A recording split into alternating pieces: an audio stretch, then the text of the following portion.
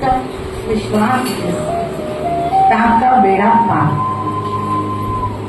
इसी दोहे पर आधारित है हमारी आज की लघु नाटिका।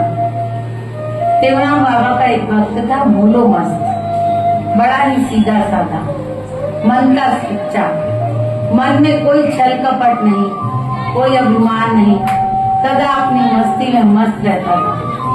बहुत ही गरीब था पर विचारों का अमीर था। सदगुरु देवराम जी महाराज के प्रति उनका अनन्य भाव था। वो नित्य अमरापुर दरबार पर दर्शन करने जाता था।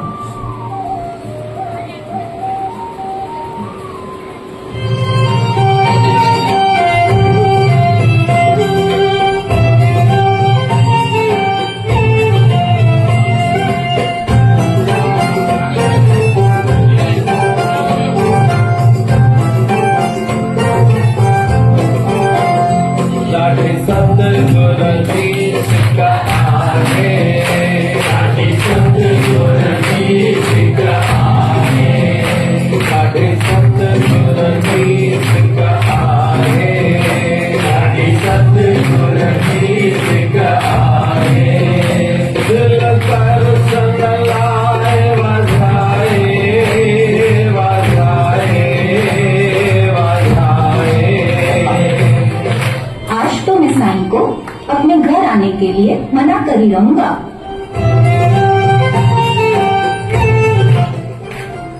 सतनाम सखी साईं। साईं, मुझे पता है आप सब कुछ जानते हैं, मेरे मन की स्थिति जानते हैं, मेरे घर की स्थिति जानते हैं, इसलिए आप मेरे साथ मेरे घर चलने के लिए तैयार नहीं होते। कभी तो आप मेरे मन की प्रसन्नता देखकर मेरे घर चलिए। आपको जो अच्छा लगे आप स्वीकार कीजिएगा, पर एक बार मेरे घर आकर मुझे दर्शन दीजिए।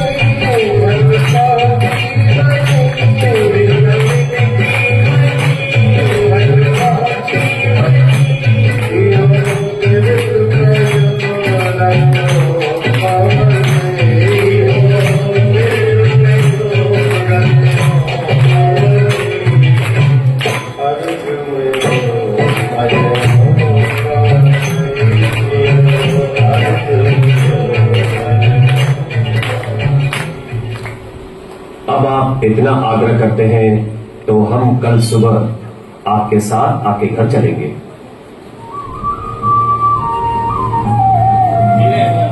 ये सुनकर मोलोमत बड़ा प्रसन्न हो गया। घर पहुंचकर वो सदगुरु महाराज जी के घर आने की तैयारी करने लगा। उसको इतना प्रसन्न और व्यस्त देखकर मूलो की माता जी हैरान थी। अरे मूलो, इतना खुश क्यों है? माँ, दुनिया के दातार स्वयं सदगुरु स्वामी देवराम जी महाराज कल हमारे घर आने के लिए राजी हो गए हैं। मैं उन्हें भोजन का निमंत्रण दे आया हूँ। क्या? संतों का भोजन, वो भी हमारे घर? किंतु बेटा, हमारे घर न धन है और न ही कोई सामग्री। इतनी बड़ी संत मंडली को भोजन कौन करवाएगा? हम संतों की आवभगत कैसे करेंगे? अरे माँ, सदगुरु महाराज तो स्वयं परमात्मा का अवतार हैं। अब परमात्मा के लिए हमें क्या चिंता करनी? बस स्वयं आकर अपने आप भोजन करेंगे और अपने आप भंडारा भरकर जाएंगे। आप परमात्मा पर विश्वास रखो। माँ बेटी की इस चर्चा को पड़ोसियों ने सुना और उसकी माता से पूछने लगे, ए मूलो की माँ, घर में खुद को खाने के लिए दाना नहीं और तेरा बेटा संत मंडली को निमंत्रण दे आया है। इतनी बड़ी संत मंडली को तुम कैसे खिलाओगे? उनको क्या खिलाऊंगा, कैसे खिलाऊंगा, ये तो नहीं पता, पर मेरी इच्छा थी तो मैं उन्हें निमंत्रण दे आया। उनका इतना कहना था कि तभी उन्हें कुछ आवाज सुनाई देती है।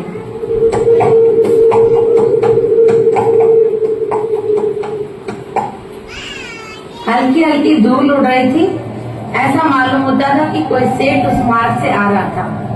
तभी उन लोगों में से एक दौड़ता हुआ उस रथ के मार्ग में जा खड़ा होता है और पूछता है, सेठ जी, आप यहाँ किसके घर आए हैं? आप किसके मेहमान हैं? यहाँ मुलो मस्त का घर कौन सा है? कृपया करके हमें वहाँ का मार्ग बता दें। आइए, मैं उनका घर आपको दिखा देता हूँ।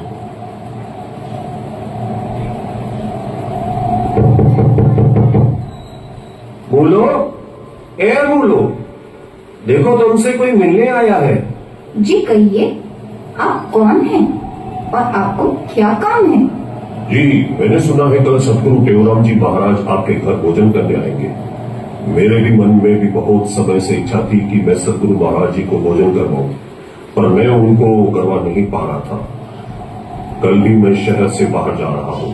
क्या तुम मेरा एक काम कर दोगे? जी महाराज, बताइए। मैं ये तुम्हें कुछ पैसे और सामग्री देकर जा रहा हूँ। तुम बड़े अच्छे से सतगुरु महाराज जी की आवभगत करना और भंडारे के पश्चात यह बेटा भी उन्हें दे देना। आप कौन हैं और मुझे ये सामग्री क्यों दे रहे हैं? मैं तो यहाँ का सेठ हूँ और आज गुरु महाराज जी को कल के भोजन का निमंत्रण देने गया था, तो उन्होंने कहा कि कल तो हमें मुलो मस्त के यहाँ जाना है, इसलिए तुम्हारा नाम सुनकर मैं यहाँ चला आया। ठीक है, पर कम से कम अपना नाम तो बता कर जाइए। नाम का क्या करना है? तुम तो अच्छे से संतों को भोजन कराओ, मुझे उसी से बहुत खुशी होगी।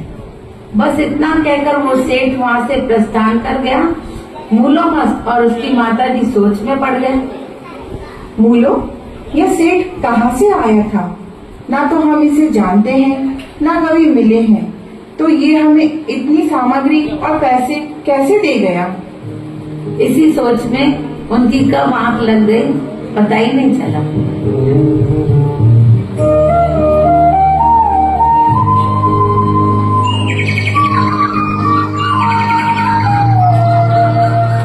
अगले दिन प्रातःकाल संतों का आगमन हुआ।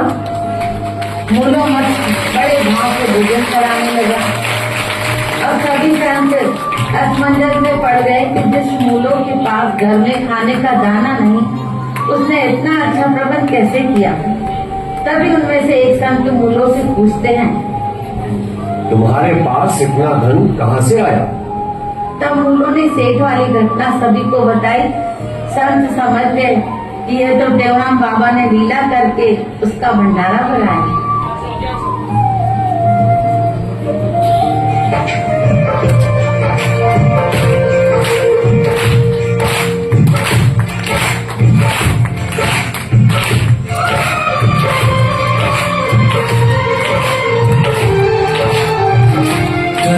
नवाज आए, स्वामी के नाम आए, सारी संगत जो सहारो, सारी संगत जो सहारो।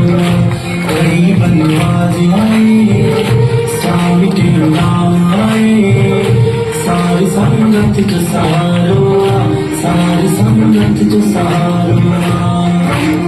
ऐने सुने सतगुर का सदा बड़ा बलिहारो। गरीब नवाज आए, स्वामी के नाम आए, सारी संगत जो सहारो, सारी संगत जो सहारो।